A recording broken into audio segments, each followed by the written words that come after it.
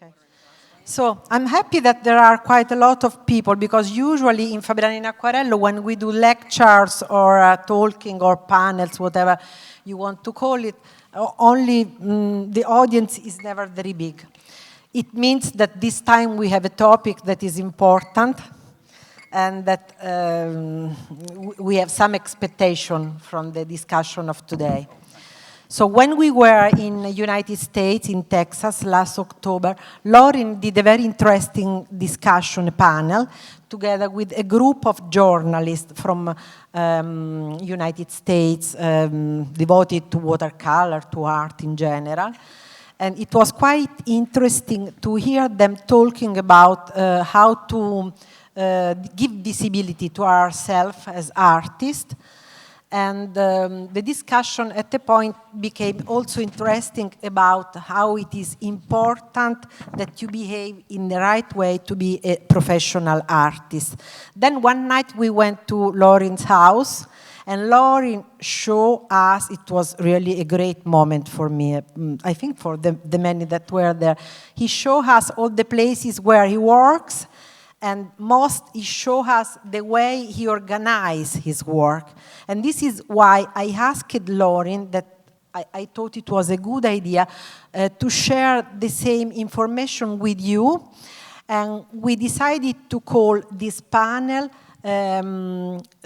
How to Become a Professional Artist, or how important it is to behave correctly to be a professional artist. So this is why today we have Laurin, that of course he is the focus point for the matter, and he has some colleagues from all over the world. And the artists that you have in front of you, I'm very proud of, because they are maybe the most important, very dear to FabrianoInAcquarello, but also the most important in the watercolor world, because they have done a profession out of watercolor or art in general. And they have done about art the focus point of their job, their everyday job. So, Laurin, I don't go further, and I give you the honor to present each of them, so I don't want to spoil you. Please go on, and I go down because I want to hear all the... You'll give the ice cream cone to Mr. Sterkov here. Okay. Good luck. Thank you. Yeah. All right, we're off and running. All right, can you hear me back there? I can always talk louder. I'm from Texas. Today we have, as Anna said, we have a panel of known professionals. And we're not going to spend a lot of time on introductions. I think everybody in the audience does know or should know all the people on the stage. And people, as Anna said, have proved that they know how to behave as professionals. The definition of a professional artist, pretty much worldwide, is an artist who sells their work to meet a certain goal. And that's the thing that most artists don't understand. They think that the magazines and the galleries, because they are such good artists, will come and find them. That does not happen. You can wait your entire life, and nobody's going to knock on your door and tell you, I want to sell your paintings. You have to position yourself so that when you present your work to a gallery, a magazine, a competition, or all of that, that they already know you, they already think very highly of you and your work, and then you can have a serious conversation about the gallery representing your work or being published in a magazine or a book or any of these sorts of things. The two biggest impediments to being a professional and a successful professional is they're very straightforward. Not knowing what to do, obvious yet, and not being willing to work hard enough to learn. Now, there is a lot of information out there on the internet today about selling your work out there. Most of it is wrong. I should just tell you that right up front. Your best source of information is to develop friendships with people like this who will set you on the right path, and then start doing your research out there. I'm going to spend just a couple of seconds talking about the basic framework of selling your work, and then I'm going to ask each of our panelists in turn to tell you their story about how they became successful in marketing and selling their work, or where they are in the process, because not everybody on the stage here is that ultimate successful person out there. But we're all on a journey. We're all the time I think about, am I painting, number one, technically correct?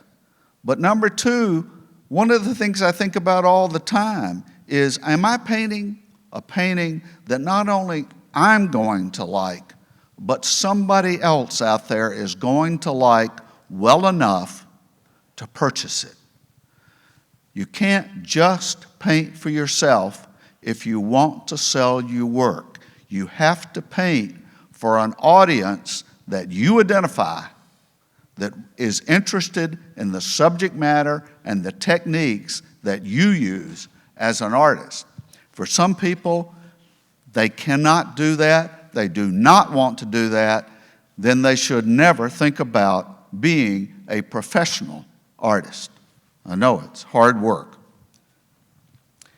Now, one of the things I wanted to point out is that when you're thinking about setting your goals and planning your marketing for a thing, is think about, just in literal terms, how much money do you want to earn?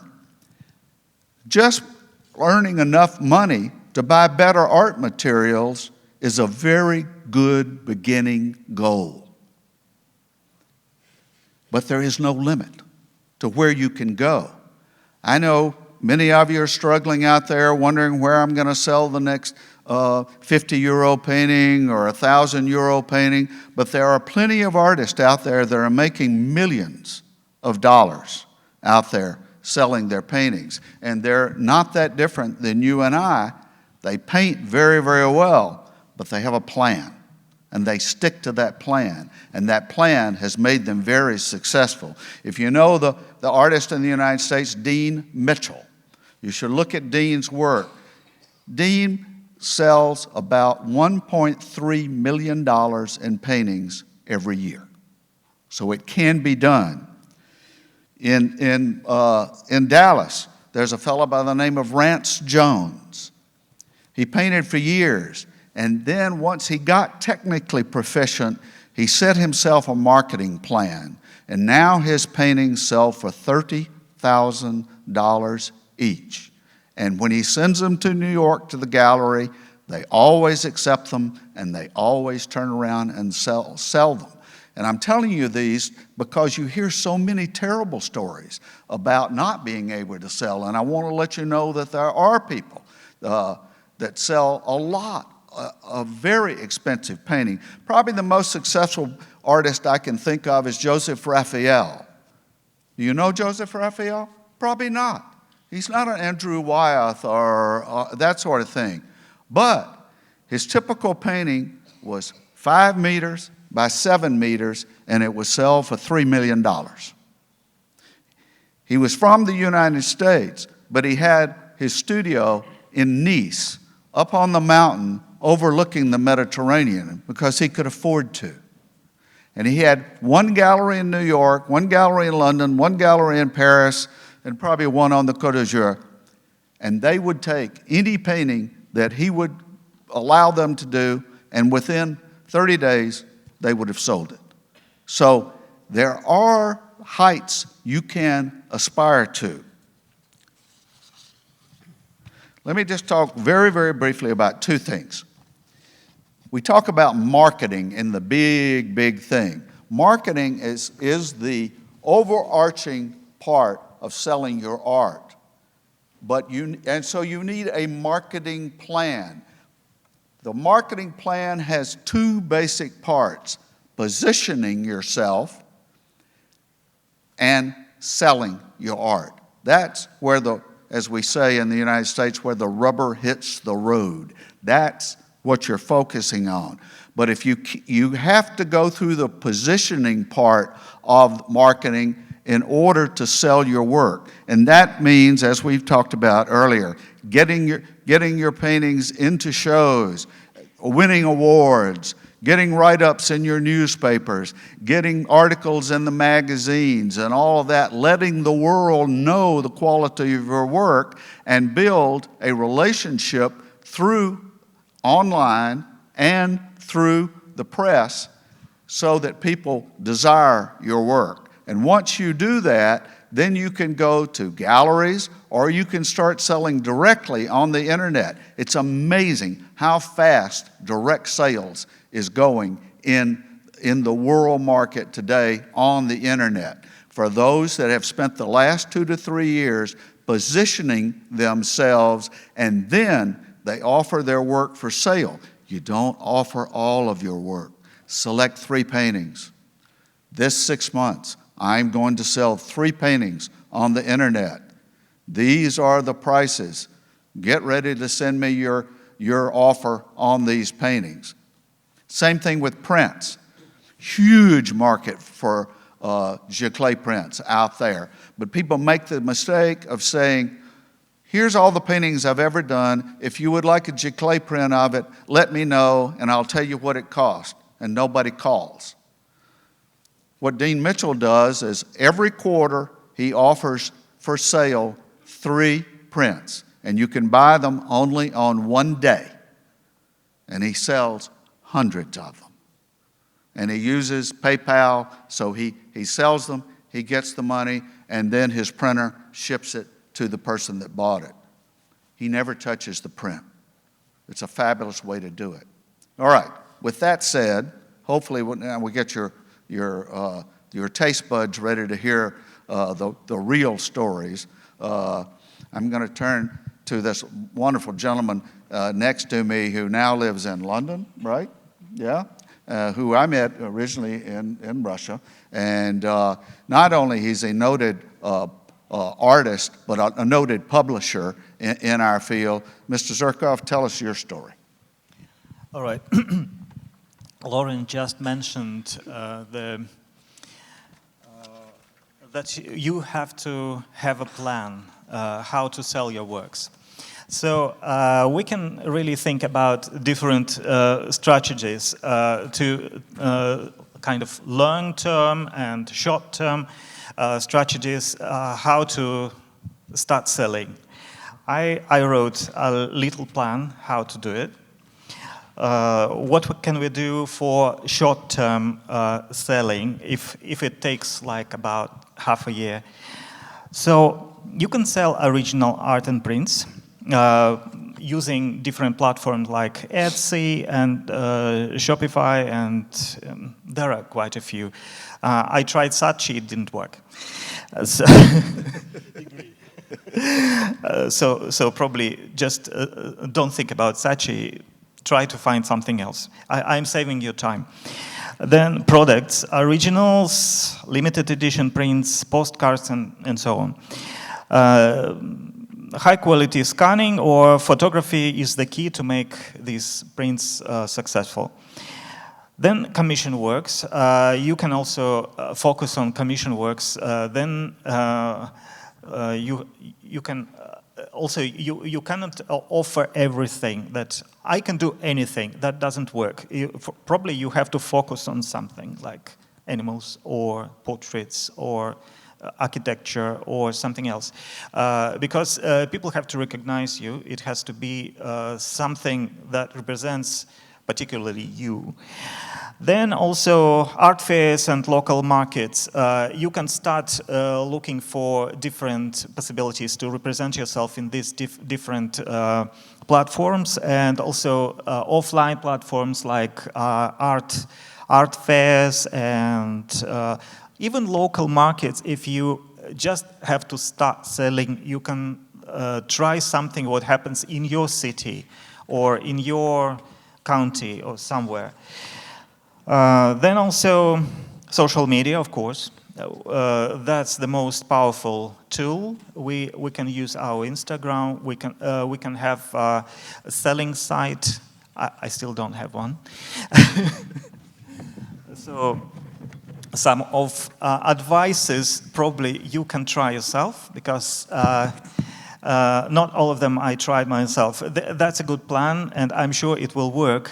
But certainly you cannot do all these advices, follow all these advices like simultaneously. Then also there are midterm strategy, like about 1 year or about 1 year. So it's teaching. You can try to teach watercolor or some technique that you know how to do. Also, you can start from the local possibilities, or you can start doing it online.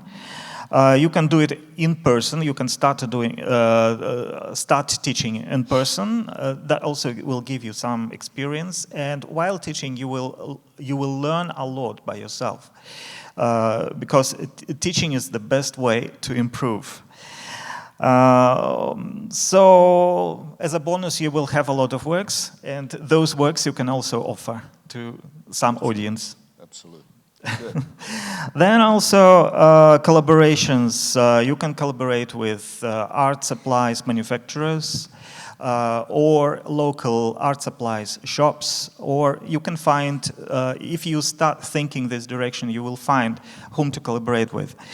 Long term would be 1 year and more. So you have to build a sustainable brand, like personal brand. You have to become a brand. So that contains a lot of things.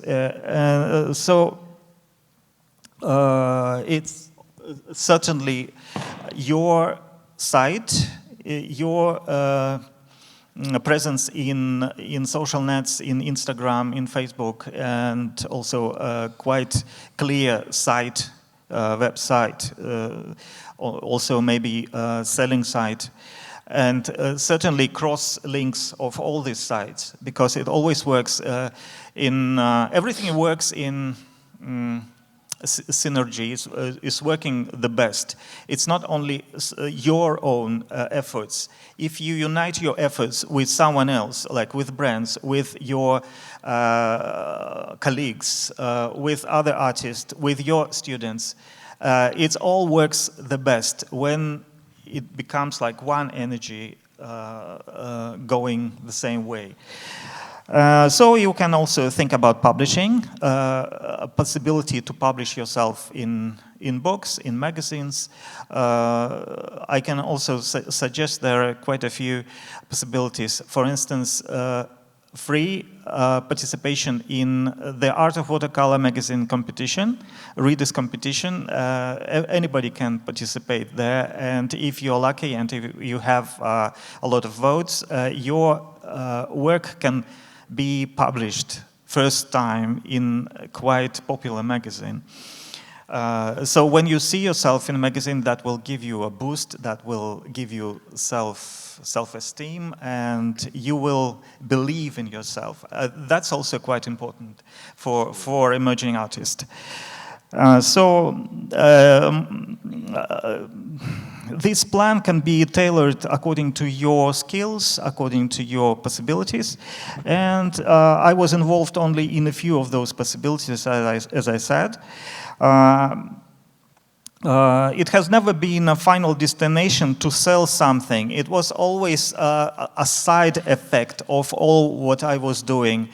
I was involved in many things, like publishing books, running a blog about watercolor, promoting watercolor in different ways, collaborating with different brands, and doing a lot of things. Now I cannot remember everything. So selling is always a side effect. It was not always, it has never been kind of I focused on. So I am taking it as a journey. The journey is quite fascinating. So if you sell something on the way, that's also quite a nice bonus. Right. Thank you. Appreciate that, Konstantin. And I want to also, I forgot to mention, in Artefacto platform that I'm representing, we have a special learning program right now, how to prepare for exhibitions. It's a one-year program, and this time I represent also the group from our school, a group of students who just started this course, and they already exhibit in FabrianoInAcquarello. And in the end of the course, they will have an exhibition with masters. So it's still possible to enroll, I think. You can check on Artefacto platform. It's Artefacto School online. So everybody is welcome. Great. All right. All right, Michael. Michael now lives in Canada. That's right. But he's one of those international people. You know, you can turn around in any airport, and Michael's liable to be standing there. Michael, the microphone is yours. Okay, thank you.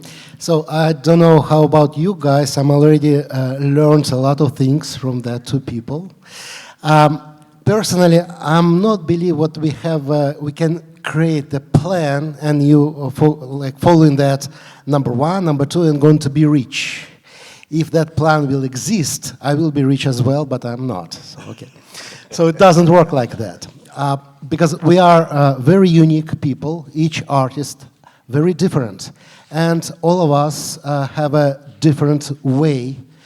But what I can do, I can share and explain my point of view, what does it mean to be an artist. And from my point of view, that's the key to explain you what you're supposed to do. So from my point of view, the artists, the people who discover in the world, first of all. But it's not enough. We're not the people who make the paintings, produce the paintings. It's just small part of our job. Our biggest part of the job, what we have to do, we have to share.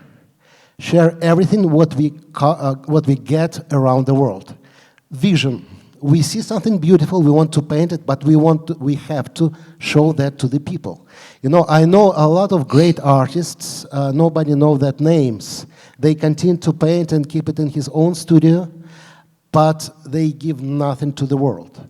So from my point of view, if you want to get some money, it's better to sell insurance. You get much more, believe me. If you want to be an artist, you are here on that planet, from my point of view, not to get, to give. This is our main job. To share everything what you can. Your vision, if you discover something, show that to the people. If you create something new, show that to the people. And that's the main part of the job, everyday job. If you apply for some exhibition, you're not accepted. Don't stop. You have to do it on the next year, and again, and again. This is part of your obligation. If you discover some nice, interesting color mixing, recording that and show that to the people. And that's important. That's how we helps other people to growing up. For sure, we all the artists teaching. It's the big part of the income. But it's just because we want to share what we know. And that's, again, this is our main goal all the time. And you know, a lot of artists, we are very creative people, all of us. So a lot of people make unique things for himself, like an easel, holder for the brushes. And you know what? If you create the easel for you, and if you're happy with that, if it works perfectly for you, sell it for the other people, share it, explain how to do that. And that helps to other people to involve in the watercolor in the artist world and that helps you to make some money as well. So that's why on the second floor I have my own table. That's the materials, not what I want to sell. That's what materials what I want to use myself. I'm using this myself. So, and the students who follow me and want to get the same steps, they have a chance to use it, to try it, and that helps to growing up as well. So if, from my point of view, if you keep in your mind this is your main job, share everything what you can. That helps you to understand the way what you can get, which help you to make that goal. For sure, the social media is very important things. Yes, you know that, and I can tell you more. It's everyday job. So every day I spend about 3 hours to work with the social media, with the emails, with the communicate with the galleries, with the communicate with the other people, this watercolor associations. This is an everyday job, and it's not like a boring problem. It's the things what absolutely necessarily if you want to show to the people what you are doing. Because if people don't know what are you doing, if they don't see what you are doing, you spend your time for nothing. So that's why, from my point of view, that's the main focus point. Try to share. And sorry, it's like a little bit like a religion. The universe pay for you. If you make your job very well, you will be paid. If you not make your job well, you never got the money. So that's simple thing. But remember, first of all, you're an artist, you're unique, and everybody have a unique way to build your own career. Okay? Great. Thank you. Thank you, Michael. Pass it down to Amit. Amit and I were talking yesterday. We were remembering the early days of coming to Fabriano and where we could all get in the Janus Hotel, a relatively small hotel. We would fill it up, but one hotel could hold all 200 of us that had come there. And look at us today. I mean, again, you can run into Amit on any airport in the world because he gets out there. So Amit, you have probably one of the most interesting stories, so please share it with us. Thank you. I just want to tell you one thing that actually Konstantin has said everything about how to sell, right? But the important thing for me, what I understood from my experience from many, many years is actually we don't know what we are painting. This is the most important thing. We are looking social media, we are looking painters from every part of the world, what they are painting. Today we are looking so-and-so, I don't want to take the name. Next day we started doing similar kind of things. Next day we are looking some other painter, we are trying to copy, I'm using this term, not influence, copy his style, right? Taking workshops of different artists, though I am also, doing workshops, but I must tell you that workshops, what we all are doing is not we can't make you all masters in 2 or 3 days, right? It is just to remove fear from here, right? Because it is very important to understand that you can't become a master in 2 or 3 days. Never, you can't. But you have to understand, what we are making is, I think, we don't know. Every day we are looking many painters and we are just trying to copy their style. We have to create our own way. We don't have to copy the other masters or other, more senior artists. So there are many possibilities, I must say that. Actually, we have to discover our own way, our own subjects, our own colors, which we like. I just want to tell you a little small story of my wife. My wife is sitting here. She's a floral artist, and she's really doing very good now. And she's selling whatever she's painting. How? This is a very good question. How? If I'm not wrong, maybe 8 or 9 years back, she was painting everything, like one day, still life, second day, landscape, third day, cityscapes,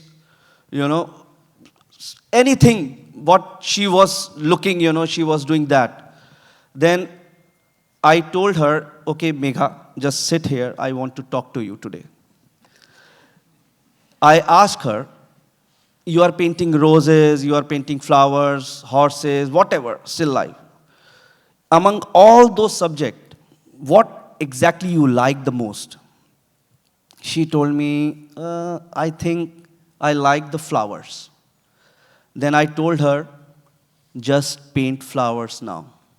I am not stopping you to paint other things, but paint more and more flowers so that people can recognize your style, people can recognize your subject, which is very important, Why, now, Michael is painting, What kind of painting he is painting? He is really showing landscapes also, cityscapes also, but everybody knows him for his. I am not saying, you are saying. Right? Portraits, figures. You won.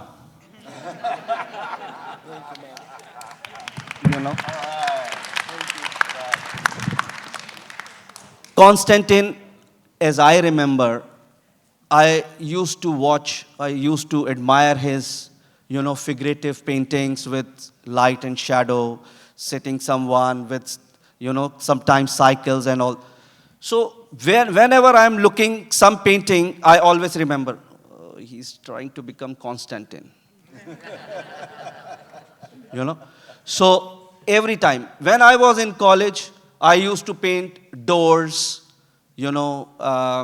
balconies. So in India, there was a very big artist, I don't want to take a name. So, or if I was painting horses, then people used to, my colleagues used to say me that, don't become that. It means, that time I came to understand that I think I have to discover my own way, my own subjects, my own identity, which is very important for us. This is the most important thing. First of all, we have to understand what we are doing. Actually, we don't know what we are doing. This is the problem. Every day we are changing our things. We are looking the new painters. And you are actually, if I'll say the names of those cream painters, maybe 90% of here sitting audience, you are not aware of those artists because they are not actually that much active in social media. They don't have time to post their, paintings in social media, but they are gem. We all know those, artists. I have seen those artists, and I really admiring their, paintings, and I learned a lot from those artists. But you have, if in India we say that if you really want to sing a good song, then you have to listen a good song first. Then you can sing good. So for me also, if you are not looking at good things, good paintings or drawings, then I think I can't say now what you will do in future. First you have to see the good things. Then only you can develop the good, paintings or drawings. First of all, you have to focus on the drawing. I know that I'm taking more time, just 2 minutes more. So social media is very important, very, very important. I am learning from him, actually. Yes. We all learn from everybody. Yes. Of course. He's too good in that. But don't sit like that. He's right, actually. You have to be very much careful about what you are doing. Just be precise and see good things and close it. Don't waste your time, right? So just important thing is you have to select your subjects. You have to post right things. Not whatever you are making, you have to post everything. That will damage your image. Right. You know, people will say by chance artist. By chance artist means one day you have done very good. Maybe after, more 10 paintings, nothing coming out good. And again, after 15 days, again, by chance you painted a very good one. See, every painter is painting every day, but it doesn't mean that they are painting everyday masterpiece. They are not sharing everything every day. If they paint 10, then they, post one. So please stop doing this. If you really want to make your good image, paint good. If you are really convinced with that, then post. Take time, no problem at all. Don't do this. You are spoiling your image, right? And paint every day. This is the main mantra of becoming popular. That's true. Absolutely. Paint every day. This is meditation for us. We all are sitting here for the same thing, painting, because we all love painting. We all love drawing and art. So the important thing, for me, colors are secondary. The important thing is drawing. So more focus on drawing. If you just throw a little bit of colors also. Yesterday you saw this painting, Nicholas. What is good in this painting is, drawing. Perspective. I can't find definite shapes. He just threw the colors. But still it's looking good. You know why? Because of the strong drawing. So try to first focus on your drawing, your art, your thinking about, looking good people, learning from them. Then, yes, slowly, gradually, you will get definitely good way for selling your things. No one can tell you, the buyers who are my buyers, I can't tell you. Right? But the way he told. But I think the important thing is the primary. They told about the secondary part, which is very important, how to sell. But the important thing is, before that, first we have to improve ourselves, what we are doing wrong or right. That is important for me. Fabulous. Thank you, Amit. That was wonderful.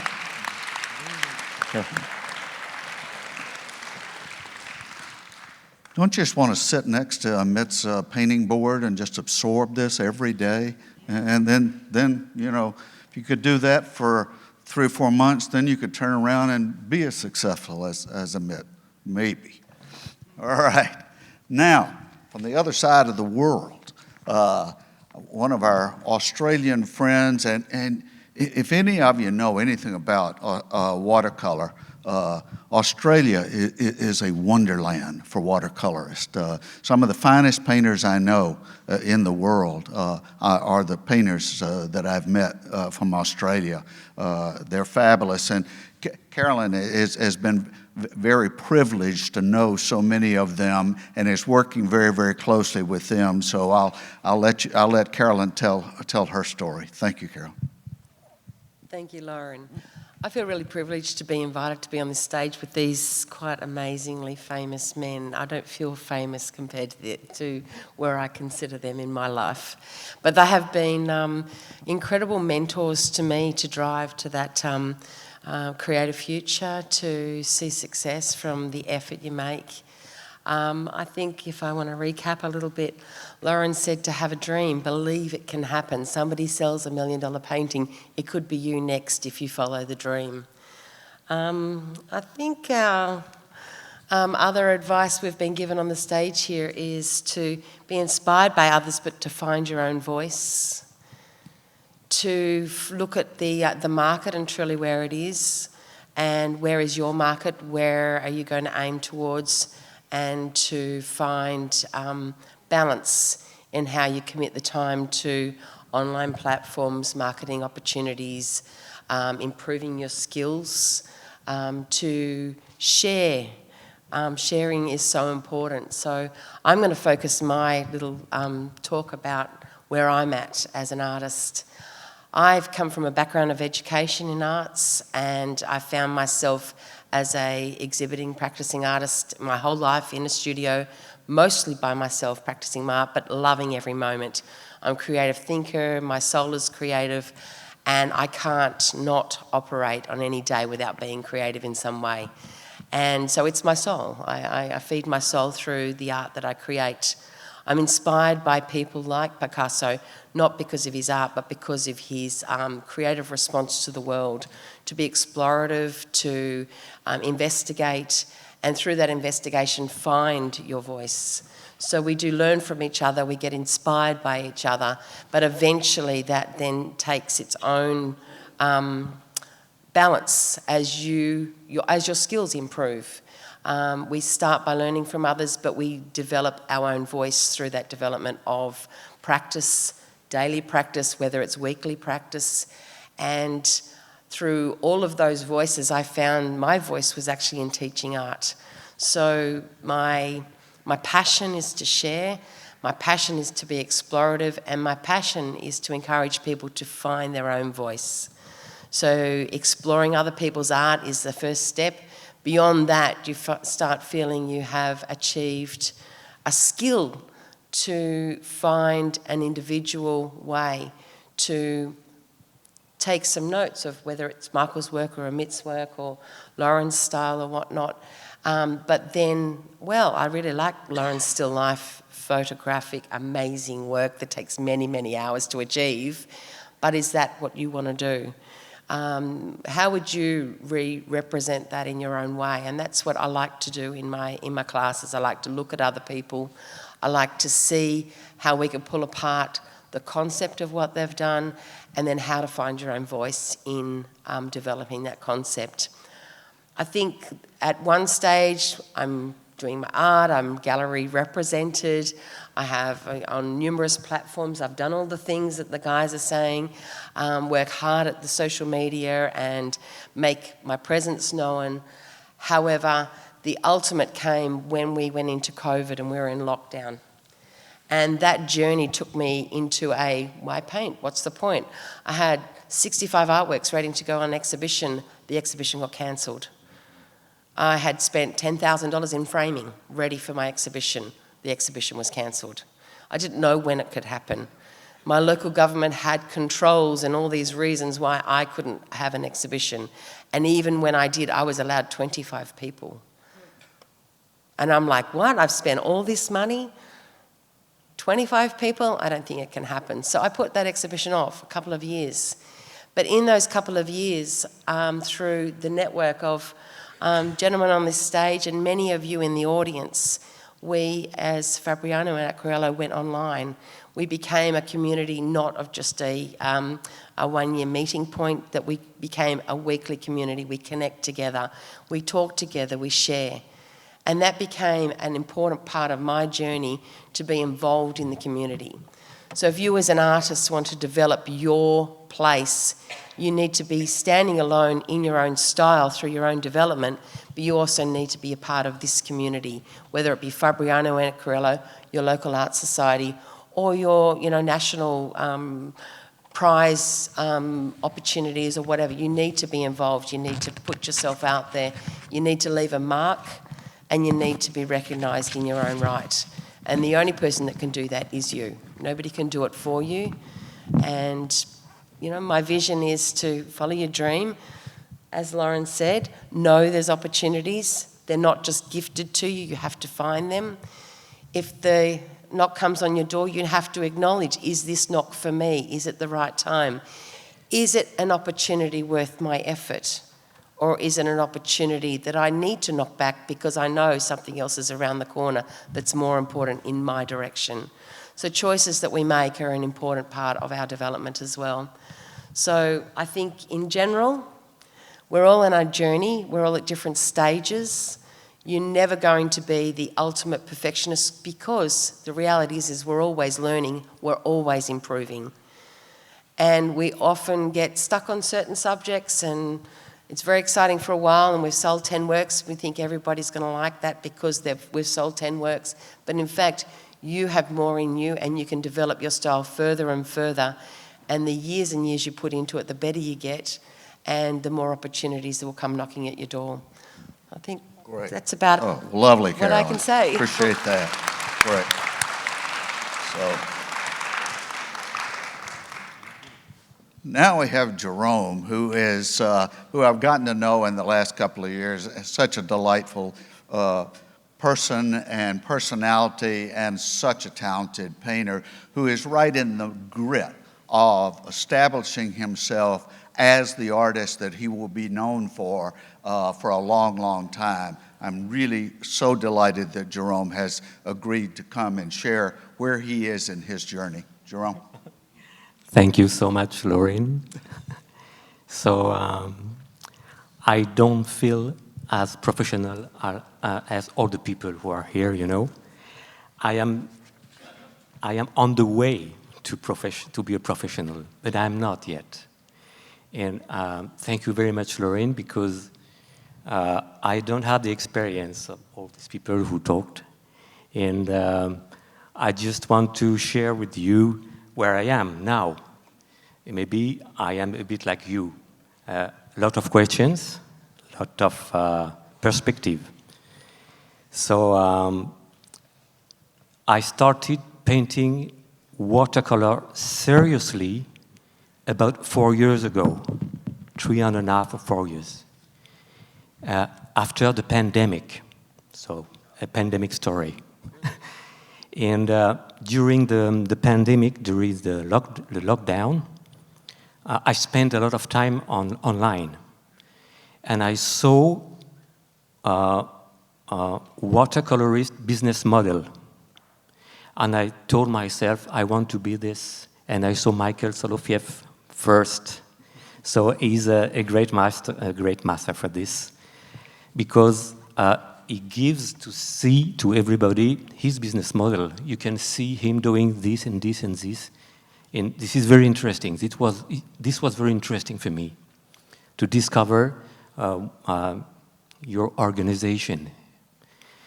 And I have to say that before the pandemic, before my choice to be a watercolorist, an artist, I worked in different art jobs. After finishing art school, I was illustrator, set designer, cartographer, mural painter, video game designer. So I painted also with oil and acrylics. And these jobs helped me to build my skills in drawing and painting. In 2011, my wife, Christina, who is sitting here, we opened a little art school in France for adults and children. I will not take much time, but these classes helped me to improve and explore this beautiful medium. I opened watercolor courses after drawing courses and painting courses. So recently I opened watercolor courses. And this helps me. So I want to tell you now how I make a living, how I get money now. So I teach weekly classes, art classes, weekly, every week. This takes me a lot of time, too much time. I talked with you, Michael, and you decided one day to leave this and to go for workshops and another way to get your money. And you left the income and you left the situation. You told me about that. This situation for weekly courses. So now I'm still giving weekly courses, and it's my main income. So it's very difficult to leave it, very difficult. So I organize, of course, watercolor workshops, and these workshops allow me to be here today, to pay the travel, to pay the hotel, and to be here. So this is my situation, but I'm so happy to be on the stage with you guys and you, Caroline, because I have a lot to learn from you, a lot. So I take part in watercolor events in France, of course. This helps with visibility, but it's difficult to cover my costs. It's hard. Now it's hard, very hard. I show my work in exhibitions, not so much locally, but again, it's hard with the money. I don't know if I will sell or not, and I have costs. Everybody, you must know this, and everybody went through this, so you know the story. So I'm working on ideas to improve my situation, of course. So this was very good to listen to you. So I will try to make more workshops and less weekly classes, of course. This is my plan. To contract the time and have more time for me to create, to do what I like to do, painting.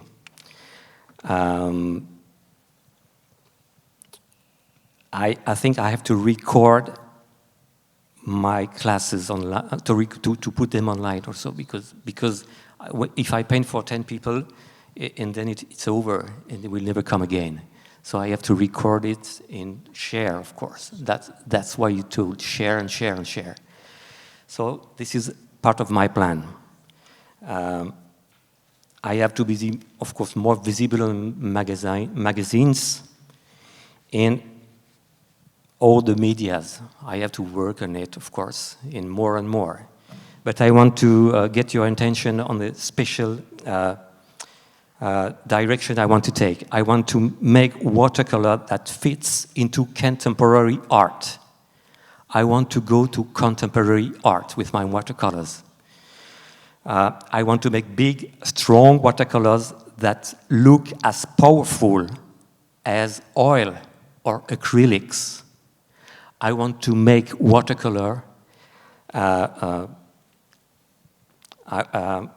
can I say, I want to be exhibited with oil, with acrylics, with sculpture, with all the techniques, and prove that watercolor can be also good and strong and interesting. That's my goal. Bravo. Bravo. Bravo. So this is my direction.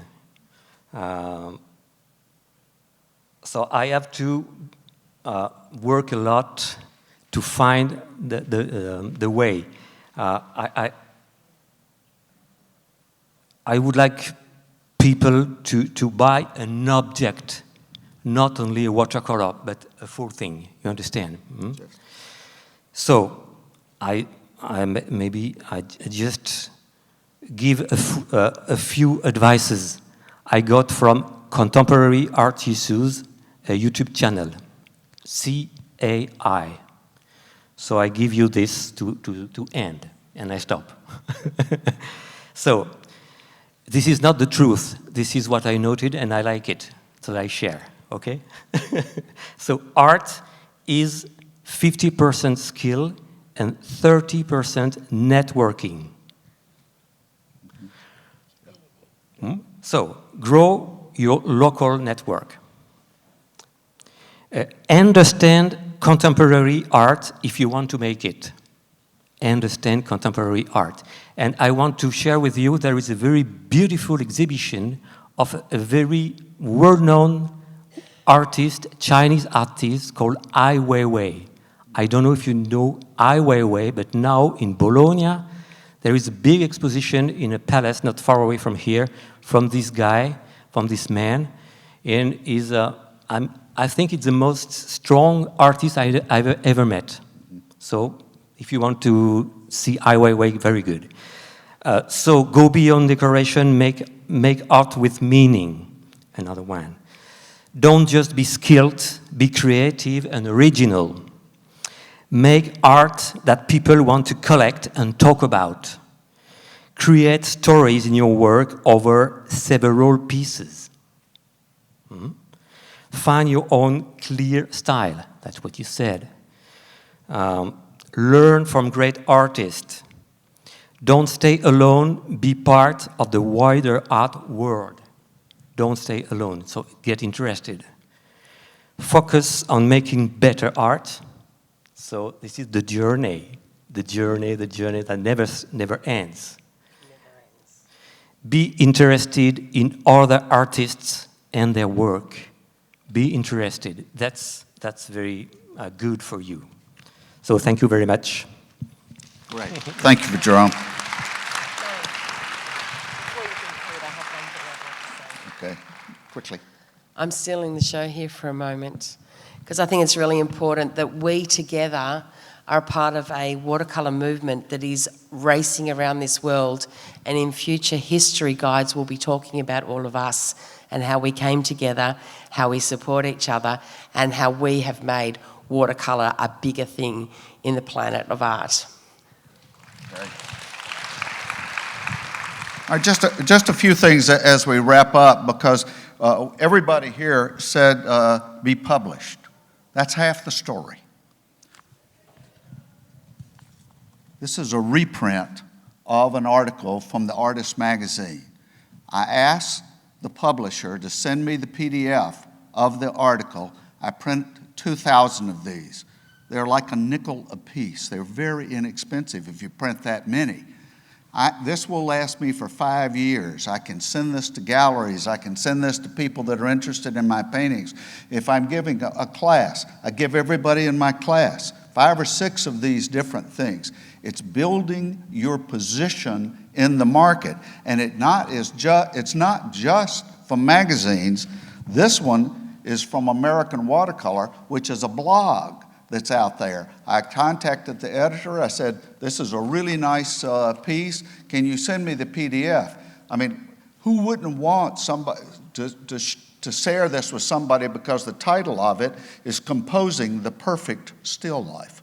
So I thought maybe that might help me a little bit out there. So don't just get published. Use what's being published to make your copies, and they don't have to be fancy, glossy ones like this. They can be color Xerox just as well. You don't have to make 2,000. For you, you may only need 30 in the first 6 months or so.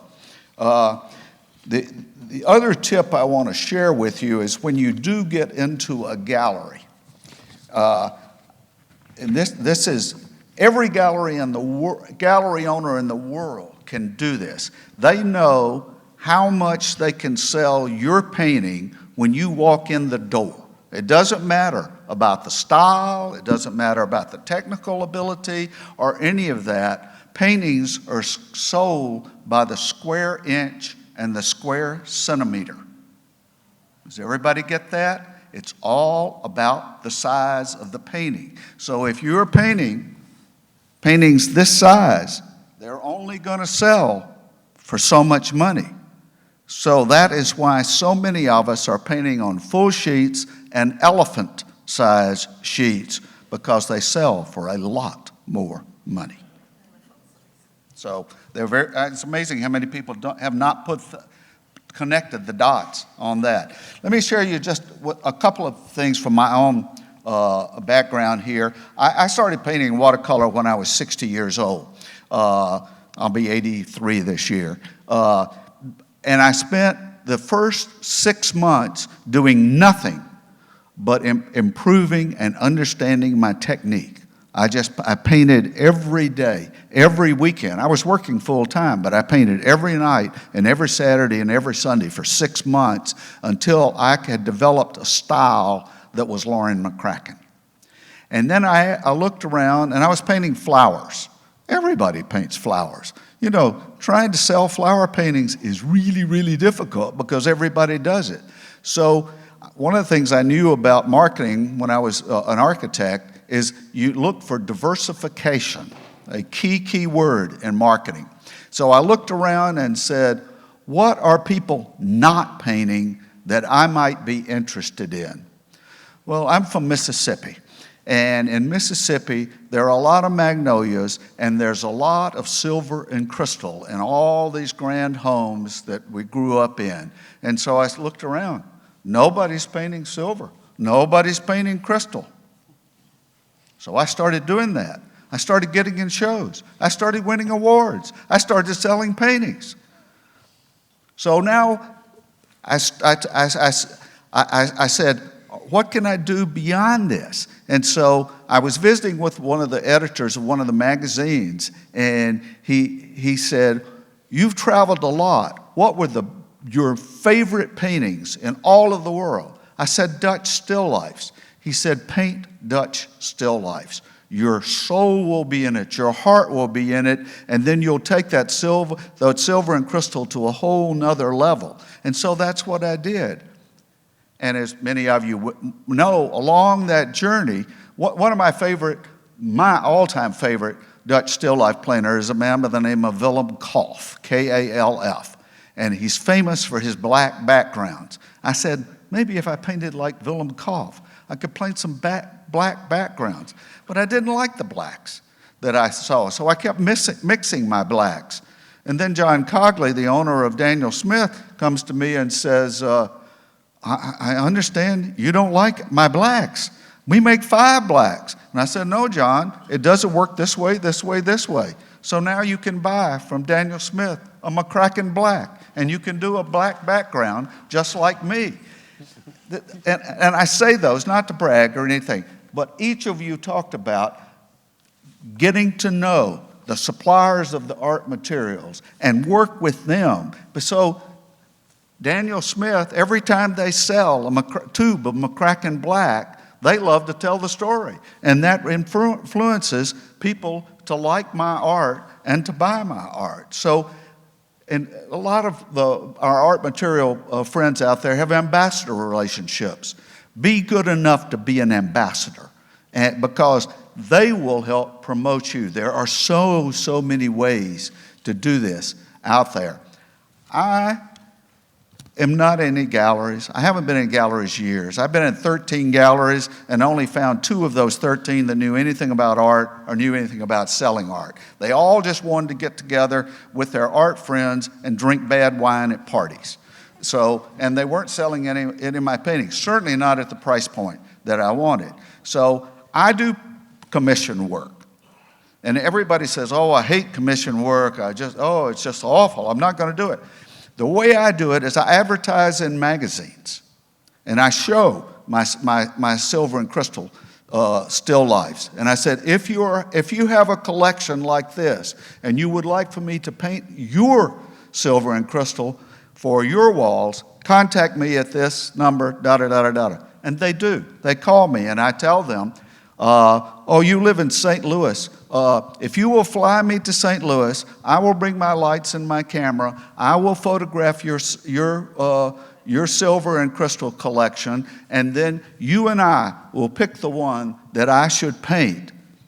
So I send them, out of 150 photographs, I send them the 3 that I would like to paint. So I'm already there. I'm already painting a painting I want to paint. And then they'll pick one, and all of a sudden it's a painting they want me to paint. And so during the process of painting it, every other week, I will send them an email of, this is what I did today. And so by the time they get the painting, they're already in love with it. So I just ship it to them. I never charge them anything up front. I ship them the painting. They love it. They write a check and send it to me. Now, what's the real advantage of doing commission work? You don't have to pay the gallery 50%. The second advantage to commission work, it's special for those individuals. You can get a much higher price in a commission painting than you can when you sell it in a gallery. Understand that? I mean like 20% more, not 3% more. So I have a painting that I could sell in a gallery for $5,000, and I might get $12,000 or $15,000 for it as a commission painting. So don't discount commission paintings. I wouldn't paint dogs, I wouldn't paint portraits, but I love to paint silver and crystal. And now I'm painting nostalgia. If you want to come up and look at some of the things I'm doing now, I'm painting cowboys and Indians of like the time when I was a child. And they're selling quite nicely because there are a lot of people my age out there that want to remember those fun times. So study your market, paint to your market, but only do it in a way that is enriching for you. Thanks to all of our panelists. Please, a big round of applause. I want to share a life hack. We're going to give everybody one more shot, and I wish we could take questions, but I think we're going to run well out of time. So yeah. Just now it came to me that you can find another life hack from our speeches, especially from Laurin, because your background matters. Everything what you did before you become professional artist, you can be used when you become an artist. If you are doing good marketing, you can use it as an artist. If you did design work, you can use it as an artist. Like I was also for some time in design, and I use it when I was doing layout for my books. And I'm sure Amit and also Michael could also share some backgrounds maybe next time, because we just don't have time anymore. But definitely your background can help you to achieve something what you want to achieve in art. Absolutely, yeah. I mean, that's such a wonderful thing, because I was an architect for 50 years and I grew up drawing. All right, Amit? Very important. I just realized to tell you. Sorry, just 2 minutes. It is very important to understand how much pricing you are giving for your, painting. Sometimes I have seen many painters, they are looking to the senior painters. Okay, he's selling in 1,000 or 800. I should also sell in 800 or 1,000. So you have to be very careful about this, because this is a very important point. I have seen many artists, they can't sell because of this point, because their price is like, very high.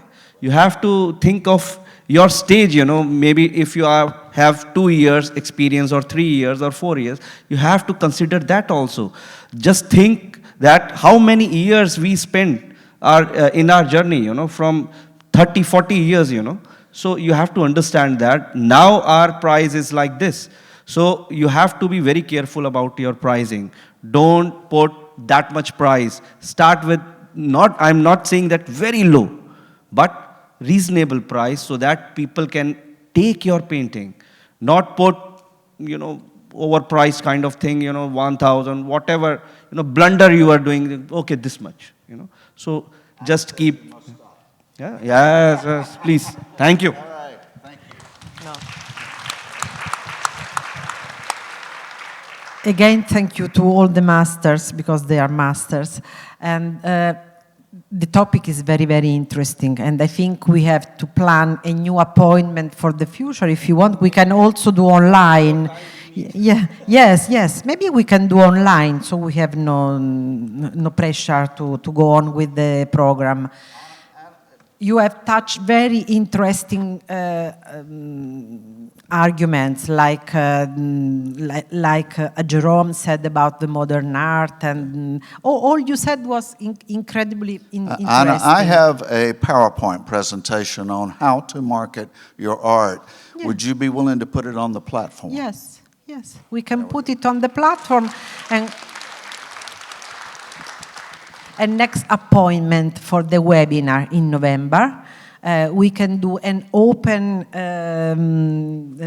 section where we can talk even for 12 hours, if you like, because it is good to make up our mind and have confront with what the other people have done. What remains in my mind and will remain forever is Laurin saying me that whatever you do, it is market strategy, and marketing strategy are different, and they can lead you to success anyway. But whatever you do, you must believe in what you do, and you must do it seriously. This is the magic, I think. And you need to want it very strongly. This is what we say in Italy, to want it very strongly. Okay?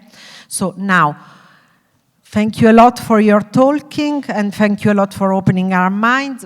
You have to leave the stage because we have a lady who has to start, and she's the EU representative for Russia, and she's excited to be in. Thank you a lot.